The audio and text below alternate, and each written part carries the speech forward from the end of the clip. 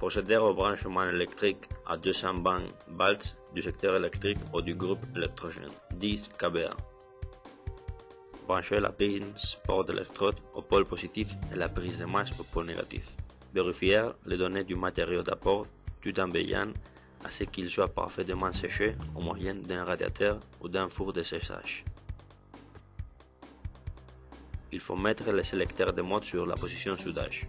Régler l'intensité de soudage en fonction du diamètre de l'électrode. Par exemple, 140 A pour un diamètre de 3,25 mm. Pour l'électrode de 2,5 mm, utiliser 90 A. Il faut prendre comme référence les données qui sont indiquées par les fabricants sur la boîte d'électrode. Réaliser un essai de soudage sur une tôle afin d'assurer le fonctionnement parfait de l'équipement, puis régler les paramètres de soudage le cas échéant. Il faut maintenir une hauteur d'arc constante, tout en pensant à modifier la position de l'électrode en fonction de la position de la tuyauterie et de sa consommation. Il convient de maintenir une même hauteur d'arc pour éviter des pénétrations irrégulières.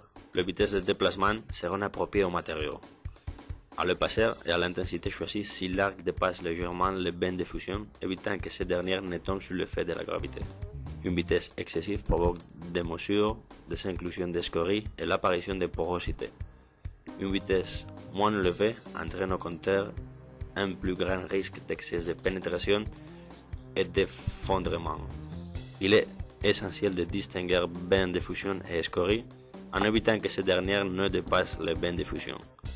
Pour interrompre l'arc électrique, il est recommandé d'incliner l'électrode dans le sens inverse du déplacement pour remplir les cratères de fin de cordon et éviter les retassures et micro-fissures. Après le soudage, piquer les laitières et finir de nettoyer le cordon par un brossage.